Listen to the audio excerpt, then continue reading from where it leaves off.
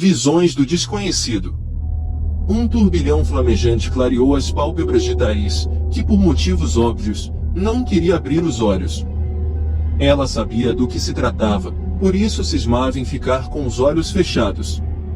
Então, algo gosmento e pegajoso correu pelo rosto dela e o cheiro que vinha daquilo era a pior coisa que a moça já havia sentido. Com nojo e pavor, a moça vomitou e resolveu abrir os olhos. Corpos de pessoas mortas, partes de animais e um rio de sangue eram a paisagem atual que Thaís observava, sem falar na densa neblina vermelha que lhe queimava os olhos como se fosse pimenta. Com um pulo, Thaís levantou da cama. Os lençóis e sua roupa estavam completamente encharcados de suor.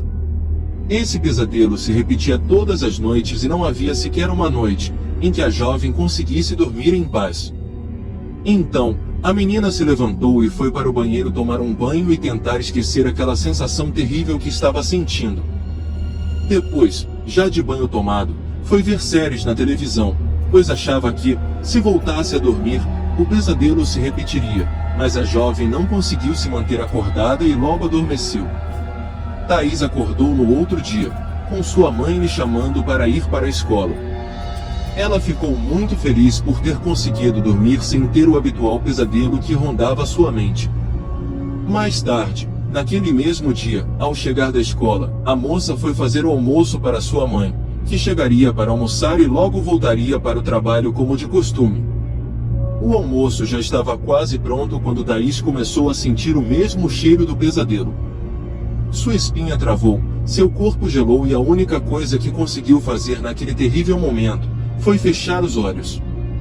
Então ela ouviu sua mãe lhe chamarem. Não se contendo, abriu seus olhos novamente.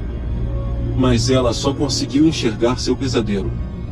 Os corpos, o sangue, a neblina e os sussurros que, naquele momento, mais pareciam com murros de dor e sofrimento. A jovem fechou os olhos com força e ao abri-los novamente, estava de volta à cozinha e sem sinal de sua mãe. O tempo foi passando e todos os dias Thaís tinha a mesma visão. Não importava se estivesse dormindo ou acordada. Chegou ao ponto de não conseguir distinguir mais a realidade dos pesadelos, de tão habitual que eles ficaram. A sanidade da garota foi se corrompendo com extrema rapidez e facilidade. Em uma tarde, a jovem se encontrava coberta por um lençol na sala de estar com o corpo tremendo por inteiro. Foi quando uma voz rouca soou bem no seu ouvido e, quando Thaís virou assustada para checar do que se tratava, viu o ser mais bizarro que já tinha contemplado. A pele daquilo era toda rachada, os olhos extremamente esbugalhados, um par de chifres em um estado deplorável e, para completar, um rosto com o maxilar prestes a despencar em um estado avançado de decomposição.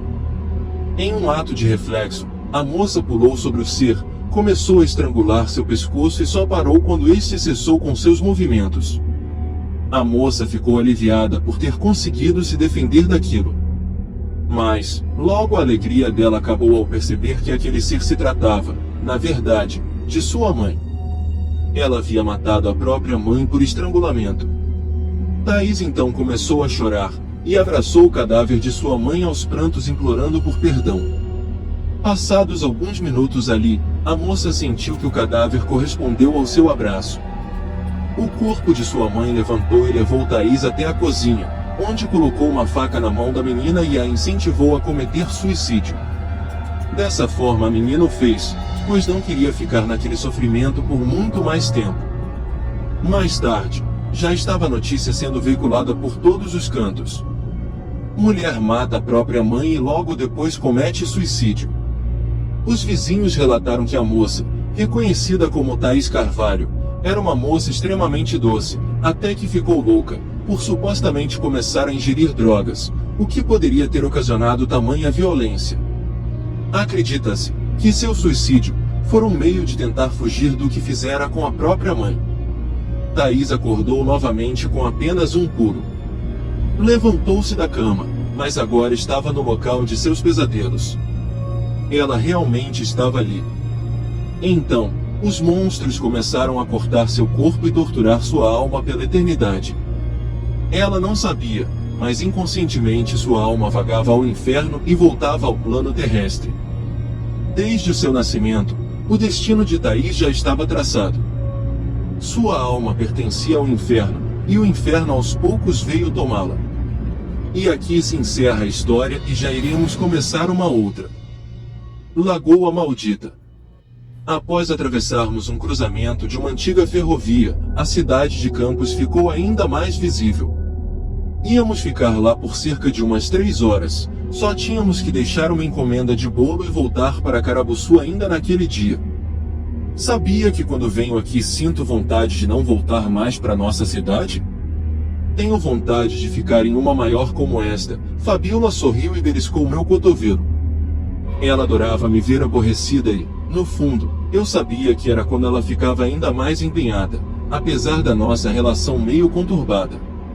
O fato de termos ido morar juntas sem autorização de nenhuma das duas famílias pelo fato de sermos lésbicas, deixou as coisas ainda piores, e agora, temos de viver sob constante reprovação dos demais moradores de Carabuçu. Quando juntarmos dinheiro suficiente, poderemos nos mudar, não se preocupe. Fabiola sorriu novamente, e foi mexer no celular enquanto eu estacionava em frente à casa da nossa cliente mais fiel. Todos os meses ela encomendava cerca de 43 bolos e tortas, pois ela tinha uma empresa de buffet e adorava a qualidade do nosso serviço. Entregamos tudo, recebemos o pagamento, passamos no mercado para comprar alguns mantimentos que estavam em falta e depois fomos em direção à nossa querida roça. Já eram umas 18 horas quando finalmente chegamos ao trevo de Carabuçu. Fabiola havia pego no sono e um céu alaranjado coloria o nosso caminho.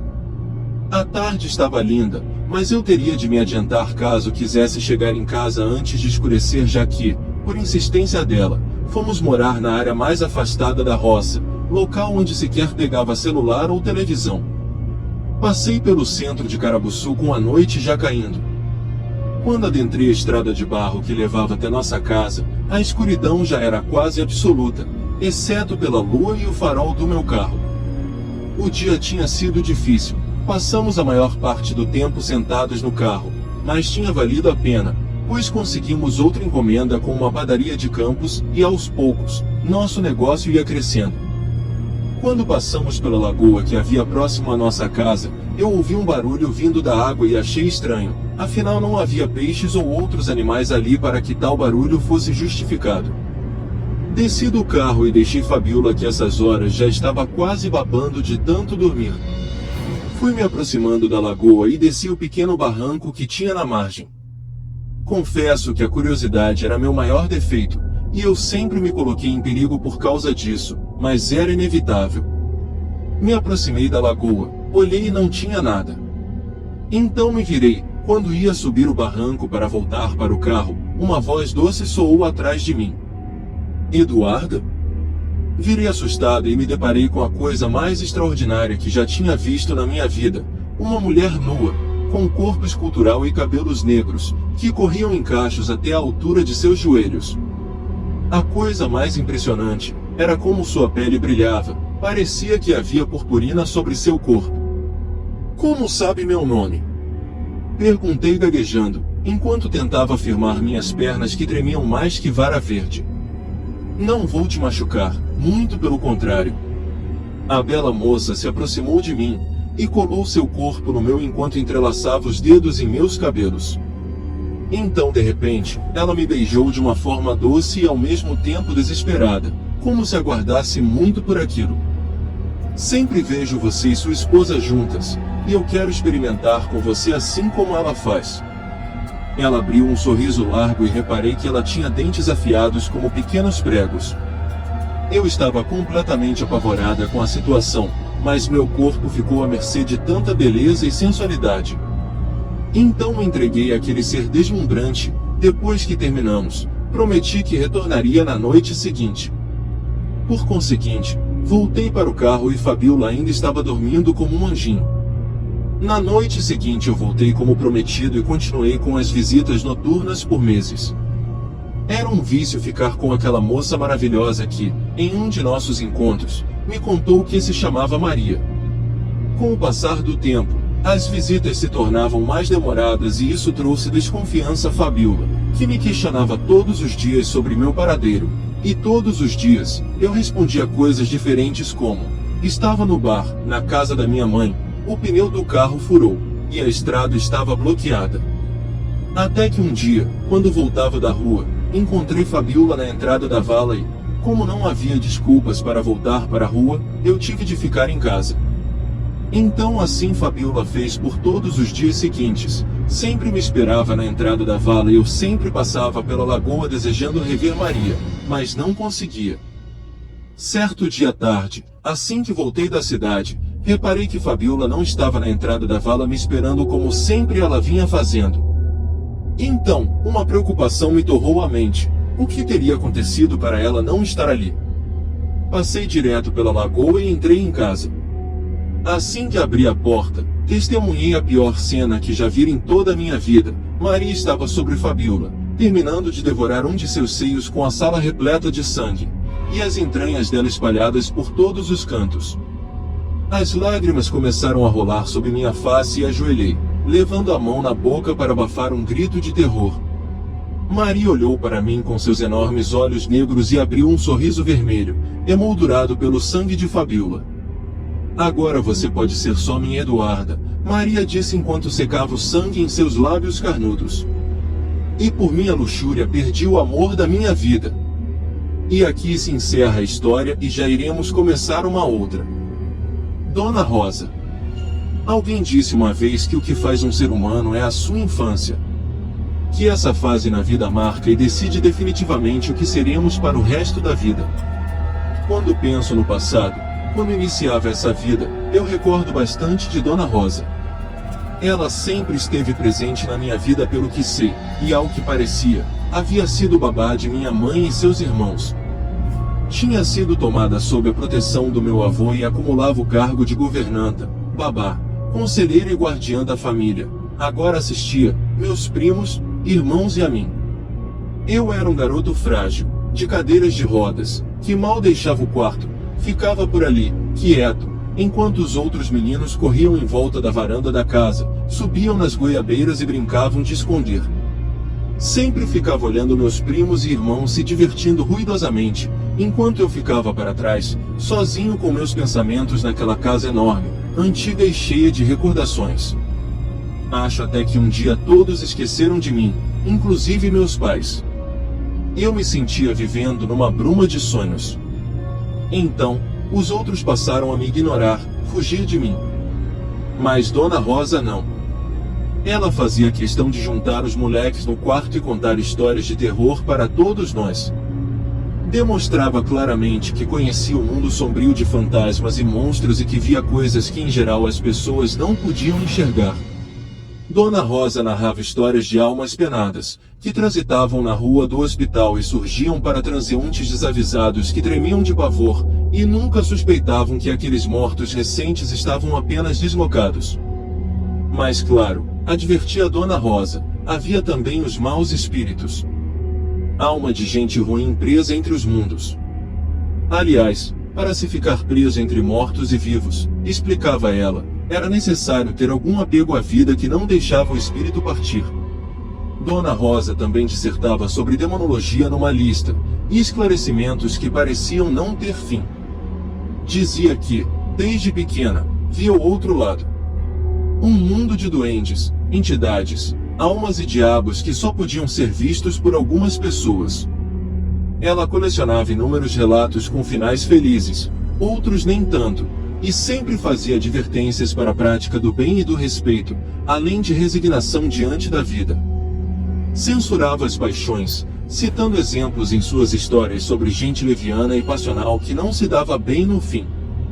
Aquela mulher contava suas histórias para todos, mas eram sobretudo, nós as crianças os mais interessados. E dentre eles, eu, o que mais gostava de ouvi-la.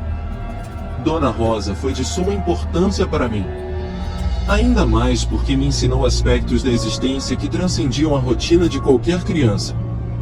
Foi com ela que descobri os segredos da vida e da morte, o aspecto do abandono dos meus pais, e a indiferença das outras crianças. Eu estava morto e não sabia. Preso naquele quarto, ainda esperava atenções, e observava desejoso meus primos e irmãos. Não podia discernir entre o antes e o depois, nem que não vivia mais.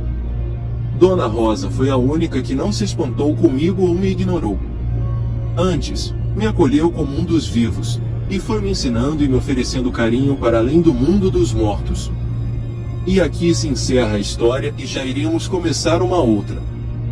Mary morta. Foi um dos meus primeiros casos. Não o primeiro, mas um deles, o que de cara me preparou para o que viria em seguida. A garota foi encontrada em um córrego. Totalmente despida, tinha apenas a calcinha presa no tornozelo direito. Estrangulada, ficaríamos sabendo depois. Um visível sinal de ferimento à faca na vulva, bem ao lado da vagina. Seu nome era Mary. Tinha 14 anos e estava desaparecida há 3 dias. A mãe tentou furar o bloqueio do cordão de isolamento, mas foi impedida. Caiu gritando no chão, chorando e pedindo confirmação se era mesmo a filha dela. O tio da garota, que já tinha se aproximado do corpo com um dos policiais, identificara a garota e falava com a irmã, a impedindo de seguir adiante. Embora eu já tivesse visto alguns locais de crime antes e depois de entrar na polícia, aquilo era novo para mim. Eu era um dos responsáveis pela avaliação do local. Portanto, a constatação do crime e a tarefa de juntar pistas cabia a mim e a mais 2 colegas. Aquelas primeiras ações da profissão que eu assumira recentemente representavam um peso sobre mim que só a experiência iria atenuar ao longo dos anos. Aproximei-me do corpo parcialmente submerso na água suja e olhei de perto. Eram umas 3 horas da tarde, num dia de sol na periferia de Fortaleza e o calor era intenso. Além disso, havia o fedor da lama e a terrível visão de uma jovem morta com as pernas abertas, enrijecidas, denunciando uma provável violência sexual. Coisa que também confirmaríamos depois. Agentes mais experientes que eu também examinavam a cena e era esse meu amparo. Tá morta há pouco mais de 24 horas, disse alguém que não recordo após esses anos todos. Olhei para o rosto da menina, seus olhos encarando o céu sem expressão alguma, a boca entreaberta, a língua projetando-se sobre os dentes inferiores. Era loira, o cabelo cortado curto, na altura dos ombros. Uma garota que já não podia ser criança e que era jovem demais para ser mulher. Talvez os quadris largos tivessem atraído o assassino, talvez não. Embora a informação ainda fosse ser consolidada duramente ao longo dos anos, eu já sabia desses sujeitos que gostavam de menininhas. Ela lembrava Simone, uma garota da 8ª série por quem eu fora apaixonado no meu tempo de escola. Ali se repetia uma adolescente que devia encantar os meninos de sua idade, que brincava na saída da escola com os colegas, que era inocente e muitas vezes maliciosa, cheia de segredos, que estava crescendo, aprendendo e vivendo, que um dia seria uma pessoa adulta. Não. Não mais. A trajetória havia sido interrompida da maneira mais torpe e horrenda possível. O choro da mãe então foi contido e a multidão em volta do local cresceu. Fizemos nosso trabalho da maneira mais rápida e eficiente possível. Ali, naquele córrego, era difícil a permanência de pistas. O rabecão pegou o corpo da garota e o colocou naquela horrível gaveta fria de metal. Confesso que nesse momento tive certeza de que não havia um Deus benevolente em lugar algum. Se existia um Criador, ele era indiferente, sem cuidado, sem remorso e virar o rosto para a humanidade. Todo o nosso drama era um espetáculo bruto e sem plateia alguma. Éramos os piores animais, os únicos em perversidade. As pistas escassas resultaram em buscas incertas, poucos suspeitos e muitas lacunas. Naquele tempo não havia a tecnologia de hoje que nos ajudaria bastante. Mas o pior era a velha morosidade e falta de interesse da justiça, que não via muita gravidade em adolescentes mortas e violentadas da periferia. Então, o caso foi engordar as estatísticas dos não solucionados. Meses depois, voltando pela manhã, depois de um terrível plantão, eu encontrei Mary na minha sala. Ela estava nua, as pernas cruzadas, o braço direito sobre os seios num pudor do outro mundo. O susto me deixou sem fôlego. Demorei a conseguir falar, mas foi em vão. Mary só me olhou com tristeza. Dali em diante eu sempre a encontraria nos momentos mais inoportunos. Nunca me disse nada. Seus olhos falavam tudo. Eu sentia culpa e também silenciava. Atravessei os anos vendo de perto a sordidez humana. Tantas vítimas, tantos crimes insolúveis, sangue derramado e ódios sem explicação. Ao me aposentar, deixei a cidade para não ver mais Mary e ficar longe daquela loucura.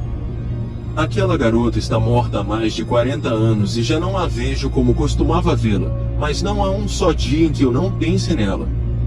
E aqui se encerra a história e já iremos começar uma outra. História de um mendigo. Sempre depois do almoço, eu costumava sentar na praça e fumar 1 ou 2 cigarros, e observar o movimento do centro. Era um momento de puro relaxamento em que eu clareava minha mente para voltar para o trabalho. Numa dessas ocasiões, se aproximou de mim um desses moradores de rua e me pediu um cigarro.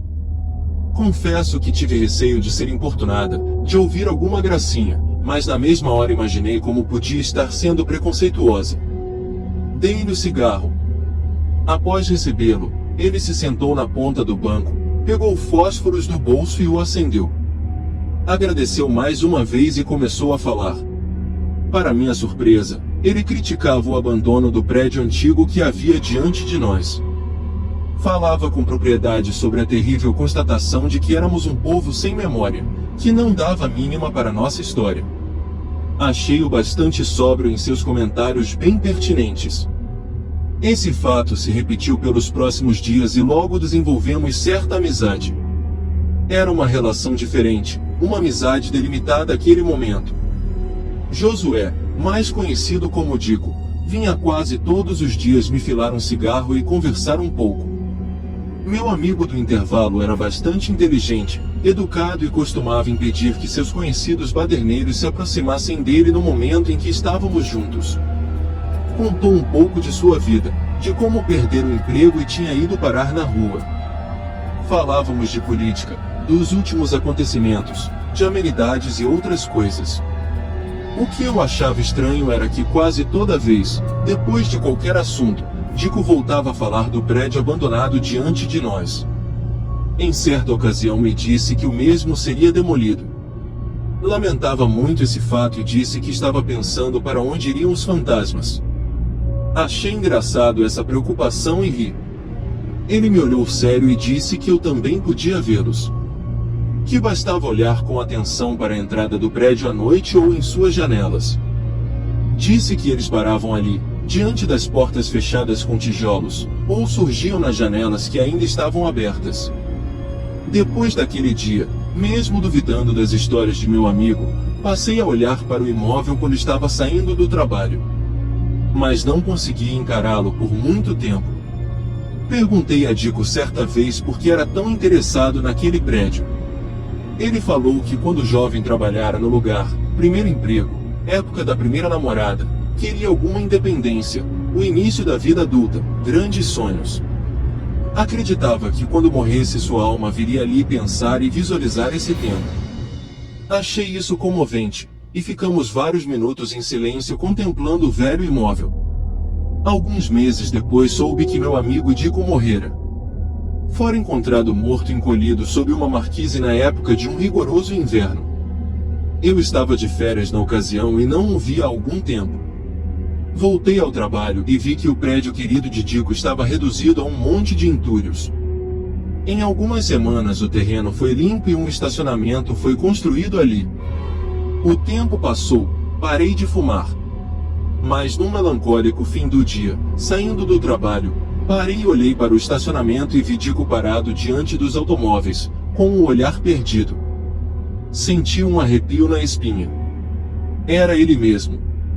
Caminhei em sua direção. Ele então me olhou, sorriu e desapareceu diante dos meus olhos. Minha vista então escureceu, cambaleei de volta, tentando pegar meu caminho. Assim que melhorei do choque, ao invés de pegar minha condução, sentei num daqueles barzinhos do centro, pedi um chopp e acendi um cigarro. Fiquei bebendo, fumando e olhando a paisagem. E me questionei, quando eu me tornar um fantasma, também viria contemplar com tristeza os lugares por onde vivi? E aqui se encerra a história e já iremos começar uma outra. Experiência de quase morte. Gotas de água caíam sobre o meu rosto e fizeram com que eu acordasse rapidamente. Olhei ao meu redor e me assustei ao perceber que estava dentro de uma caverna. Me levantei e comecei a andar me perguntando como tinha ido parar ali. Toda vez que eu tentava acessar minhas memórias, uma mancha negra aparecia em minha mente e cobria todos os meus pensamentos. Água e mais água não parava de cair das paredes e do teto da caverna. Eu me sentia vigiado a todo momento por olhos negros que me encaravam pelos buracos da gruta. Em certo momento, cheguei em uma bifurcação e um vento gelado tomou meu corpo, fazendo eu ficar paralisado de medo. Mas eu tinha que escolher um dos caminhos para poder prosseguir. O caminho esquerdo tinha animais, que se assemelhavam a urubus, e o caminho direito tinha água, o que fazia com que o caminho ficasse quase submerso. Com medo dos urubus, escolhi o caminho direito, pois achava que seria mais fácil passar pela água. Assim que adentrei o lugar, a passagem atrás de mim se fechou e logo em seguida o teto da caverna cedeu. Muita água preenchia a caverna enquanto eu tentava sair nadando dali. A caverna parecia encolher de tanta água que estava entrando no local. Então, fui engolido pela força absurda da água e agora estava submerso no breu escuro. Fiquei desesperado, pois sabia que não tinha muito tempo de ar. Nem ao menos deu tempo de pegar fôlego antes da água tomar o lugar. Para minha felicidade, algo acima de mim se iluminou. Acho que era a superfície. Comecei a nadar desesperadamente na tentativa de conseguir preencher meus pulmões com o doce ar puro, porém alguma coisa começou a me puxar para baixo. Soltei o último pingo de ar que me restava e acabei tonto. A luz se tornava cada vez mais distante enquanto o breu da caverna preenchia tudo. Eu estava quase apagando, quando de repente escutei a voz da minha mãe dizendo para que eu lutasse e que eu não poderia morrer, pois ela me amava muito. Junto com o seu choro, também escutei a voz de uma pessoa estranha falando que eu iria ficar bem, pois eu parecia ser um menino muito forte. Mas o que me fez lutar pela minha vida foi o fato dela falar que não viveria sem mim. Suas palavras realçaram a minha memória, fazendo com que eu lembrasse que ela sofria com depressão. Ela realmente precisava de mim e eu não poderia simplesmente abandoná-la, pois mesmo doente escondendo isso de mim, aquela mulher dedicou os últimos 13 anos de sua vida em prol da minha felicidade. Rapidamente chutei o que estava me puxando para baixo e consegui me libertar. Nadei o mais rápido possível até a luz que parecia estar sumindo rápido. A coisa que me puxava para baixo continuou a me seguir enquanto emitia ruídos assustadores. Ela me segurou novamente, porém, dessa vez, não conseguiu me agarrar. Dei um último impulso para cima e consegui chegar à superfície antes da luz se apagar. Abri meus olhos e vi a imagem meio embaçada da minha mãe e um homem fazendo massagem no meu peito. Ao nosso redor, algumas dezenas de pessoas. Comecei a tossir muita água e levantei assustado.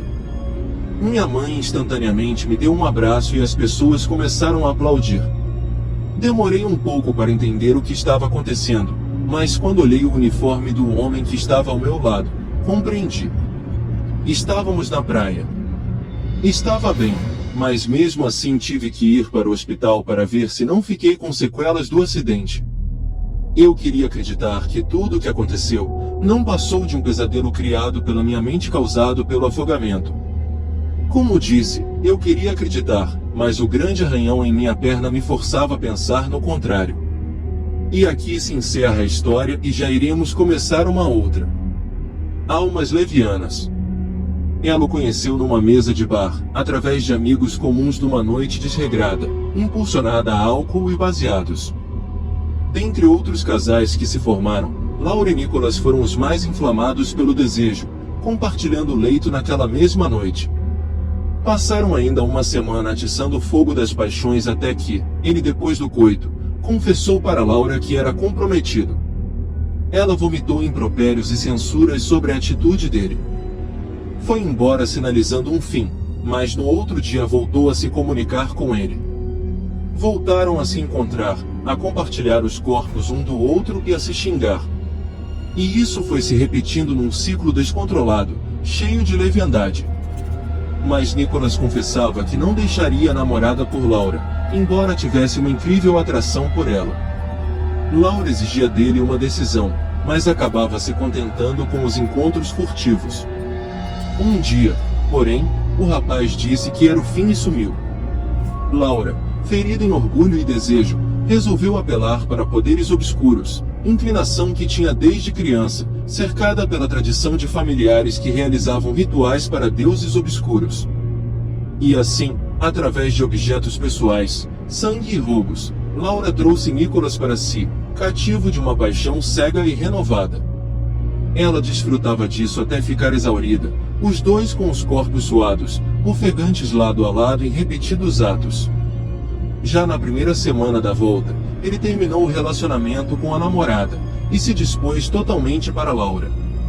Terminado um mês de finais de semana de corpo e alma, intensos com fugas do trabalho para ficarem juntos, as vontades de Laura esfriaram. Nicholas, porém, continuava entusiasmado. Ela até se esforçou para manter acesa a chama, mas fracassou desaguando em momentos de tédio e indisposição.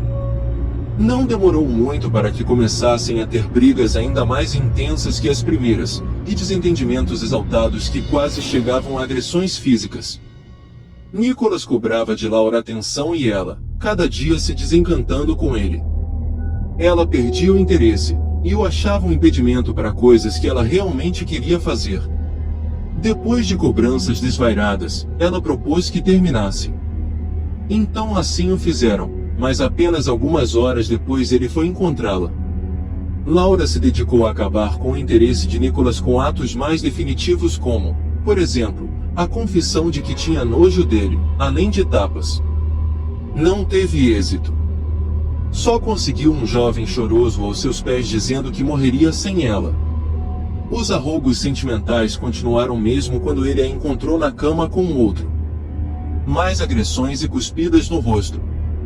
A jovem se voltou para seus deuses pavorosos em busca de orientação. Um deles, que assumiu o formato de uma ave carniceira, pediu que lhe trouxesse Nicholas à mesa que tudo se resolveria. Então, prometendo diálogo e reconciliação, ela chamou o rapaz para sua casa. Ela cederia seus apelos por aquela noite enquanto faria um rito para que ele desapegasse. Só na copa de árvores do quintal, em cima da mesa de pedra usada nos rituais, eles tomaram vinho e trocaram carícias. Vieram as entidades e sussurraram ao ouvido de Laura o que deveria fazer. Prontamente, lançou mão de um punhal e deu uma estocada na lateral do pescoço do homem, seccionando a principal artéria. Nicholas deu-lhe socos com os braços estendidos, às cegas, atrapalhado pelo engasgo do próprio sangue, enquanto suas forças iam minguando. Em som gorgolejante, perguntou-lhe: "Por quê?" Laura respondeu dizendo que não queria mais, e lançou-se sobre ele. Derramou seu sangue sobre a mesa e gritou por seus guias. Nicholas teve espasmos intermitentes que foram diminuindo até cessarem em definitivo. Laura misturou gasolina ao sangue sobre a mesa e pôs fogo. Cortou o corpo de Nicholas em pedaços, levou-o de carro e o enterrou num terreno saindo da cidade.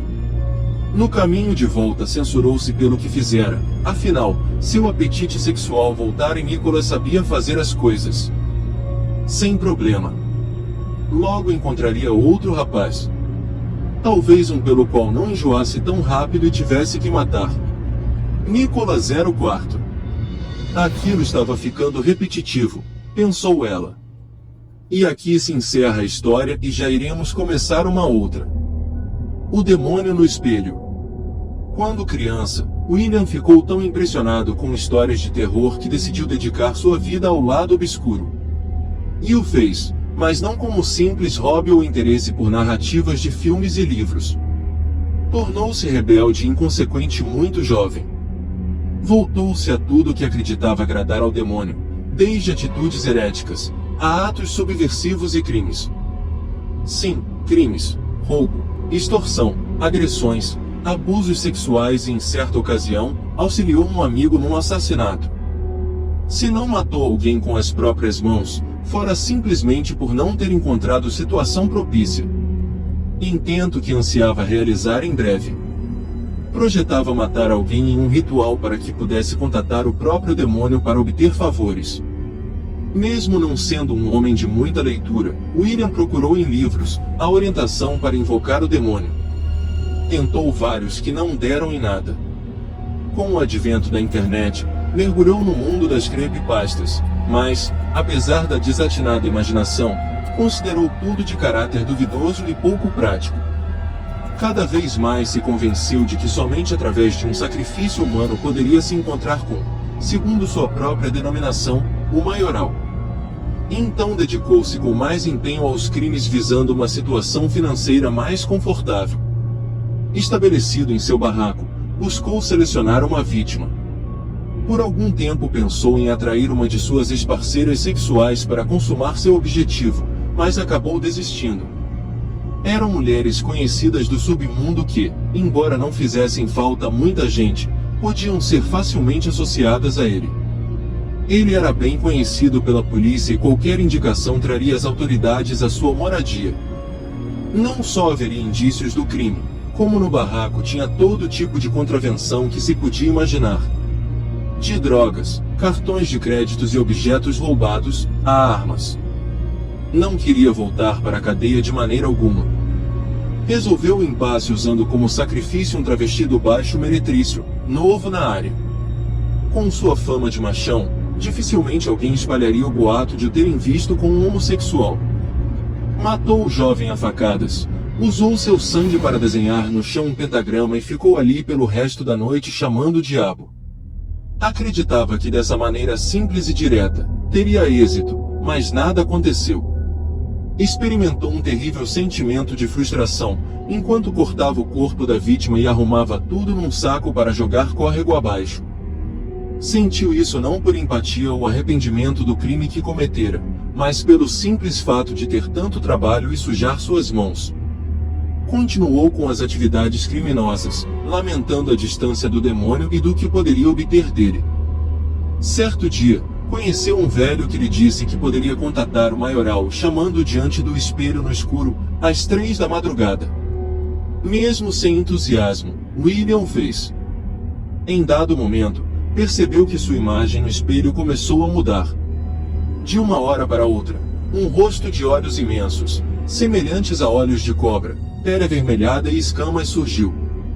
O demônio começou a falar e, para provar sua presença, mudou sua imagem, primeiro para a de uma mulher bonita, depois para a do travesti assassinado. Após isso, indicou um lugar para um roubo espetacular. No outro dia, o marginal, profundamente empolgado, se jogou na empreitada com um parceiro, mas foi detido sumariamente. Na sua cela, refez o ritual, então o demônio no espelho surgiu mais uma vez e disse: "Sempre estive dentro de você. Não precisava procurar em outro lugar. Sempre estive contigo e de graça. Por que então eu deveria lhe dar algo em troca?" William ficou desconsolado. Talvez por esse motivo nem reagiu quando o companheiro, irritado pelo roubo malogrado, o assassinou 2 dias depois. E aqui se encerra a história e já iremos começar uma outra. O Grande Bode. O horror que presenciei começou, como penso que começam a maioria dos eventos pavorosos, com momentos de alegria e distração.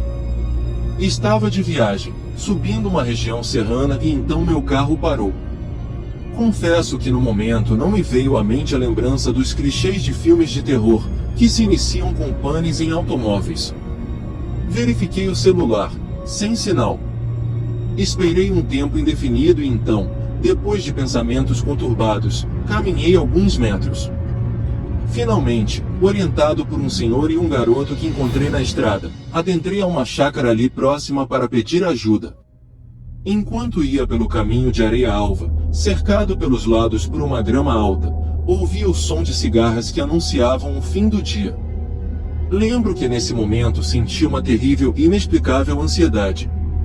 Cheguei a uma construção que à distância, eu vira como uma residência enorme, atarracada e cercada por uma varanda. Temi ser atacado por cães ou me ver surpreendido por um senhor com uma espingarda na mão, informando que invasores levavam chumbo. Bati palmas, chamei e não houve resposta. Diante de mim uma porta de madeira verde, enorme de duas metades que eu hesitei em me aproximar. Na verdade, hesitava mesmo em pôr os pés na varanda por alguma razão ininteligível. Bobagem, pensei ao fim de algum tempo. Criei coragem e fui bater na porta.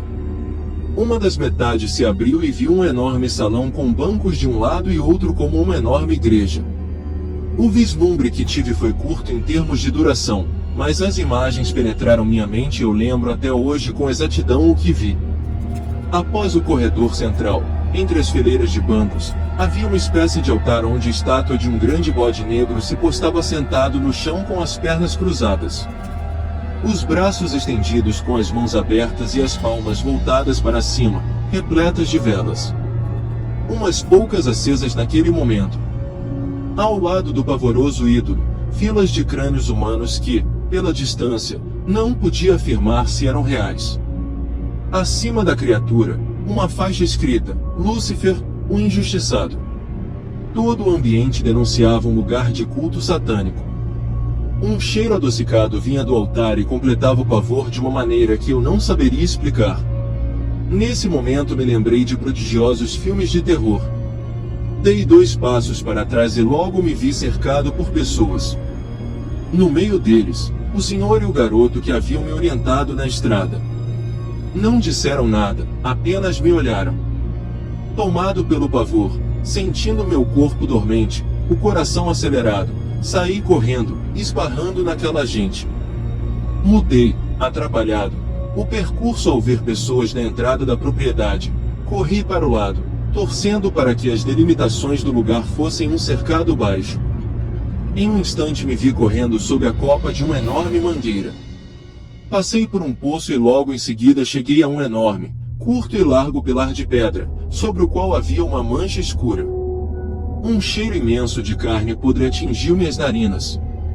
Nesse momento ouvi o latido de cães, e mesmo correndo o máximo que podia, vi o que me pareceram restos mortais, cruzes e objetos de difícil identificação, sobre outro altar coberto de cera de velas. Seres humanos ou animais eram sacrificados ali, tive certeza. Talvez ambos. Cheguei até a cerca e me joguei do outro lado. Só quando me certifiquei que estava longe da propriedade, comecei a caminhar. Andei até a madrugada e, durante o percurso, juro que ouvi gritos demoníacos e luzes estranhas no meio do mato. Creio que não possa descrever em palavras o horror que experimentei. Às vezes eu me sentia dentro de um sonho escuro. Cheguei à cidade quando o dia já clareava. Sentei-me no banco da praça, de frente à igreja, e a sensação foi de ter nascido de novo. Quando consegui a ajuda de um dos moradores da cidade, contei minha história. Ele me disse que ouvira falar de um grupo estranho que cultuava um bode preto, enorme e assustador. Ele não sabia dizer se era verdade, mas tinha certeza de que pessoas costumavam desaparecer naquela localidade. E aqui se encerra a história e já iremos começar uma outra. O enfermeiro. No largo corredor de paredes brancas passavam pessoas apressadas e atarefadas. Os jalecos monocromáticos esvoaçavam por todos os lados a cada rápida passagem de seus usuários. Enfermeiras empurravam macas ou cadeiras de roda em um vai e vem interminável. Enfermeiros carregavam bandejas cheias de seringas e ampolas. Não há tempo a perder, muitas vidas estão nas mãos desses profissionais da saúde e cada minuto conta. Antônio estava em seu primeiro plantão. Também é seu primeiro dia de trabalho. Sentia-se deslocado e constrangido por não saber o que fazer. Precisava a todo momento perguntar à enfermeira-chefe qual era a sua próxima tarefa. Seus colegas, há mais tempo no serviço, não paravam nem um minuto e sabiam exatamente quais eram as múltiplas funções a desempenhar. O enfermeiro Antônio olhou para o relógio e respirou aliviado. Faltavam apenas 10 minutos para terminar seu plantão. Já estava retirando o jaleco e se dirigindo para o vestiário quando a enfermeira-chefe o chamou. Antônio, pode nos fazer um favor? Perguntou meio a um sorriso amarelo. Sem esperar resposta, continua. Estamos com pouco pessoal hoje. Um bebezinho de 6 meses acaba de falecer.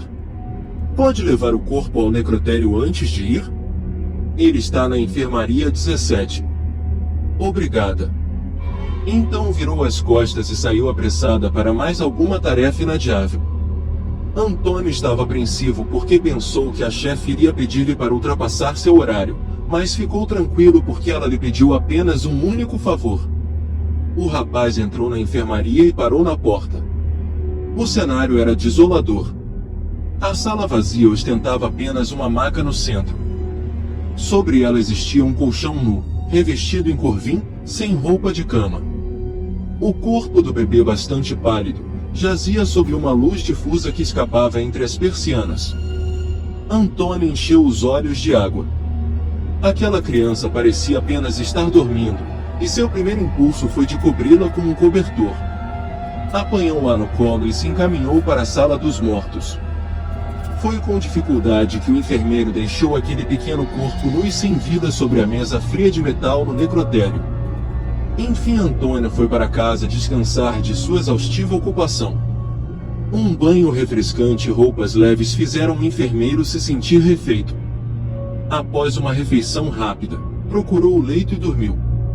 Não havia passado uma hora em que Antônio estava no seu benfazejo repouso, quando foi acordado por um choro.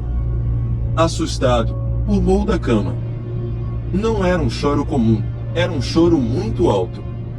O rapaz correu para acender a luz, pois um bebê estava chorando em seu quarto. Tudo se iluminou e Antônio ficou apavorado. Não tinha ninguém ali. Porém, ainda ouvia o choro da criança.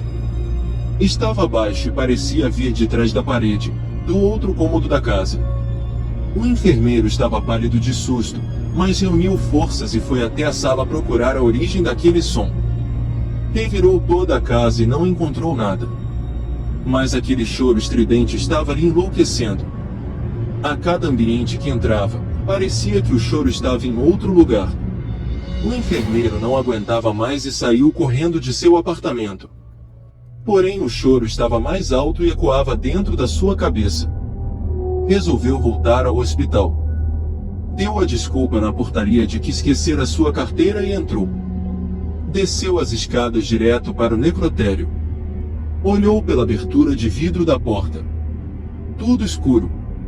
Apreensivo, o enfermeiro abriu a porta, acendeu a luz, mas não viu nada. O bebê não estava mais ali. Certamente já encaminharam o corpo. O choro cessou e Antônio imaginou que estava enlouquecendo. A causa de tudo isso deve ser porque ficou impressionado com a morte daquele bebê. O enfermeiro entrou no carro cansado. Olhou seu reflexo no retrovisor e percebeu que olheiras se formaram em volta dos seus olhos. Percebeu também que atrás dele, sobre seus ombros, estava o bebê com a pele esverdeada, olhos roxos e coberto de sangue. Novamente inicia o som agudo e incessante do choro infantil nos ouvidos do enfermeiro, que fica ali, estático e com um olhar perdido. Quando o encontraram naquele torpor, o encaminharam ao sanatório e ali o enfermeiro permanece até hoje, trancado em um quarto, com uma feição inexpressiva e o olhar fixo na parede. E aqui se encerra mais um relato. Espero que tenha gostado e deixe seu like. É muito importante para continuar produzindo esse conteúdo para vocês. Nos vemos em breve.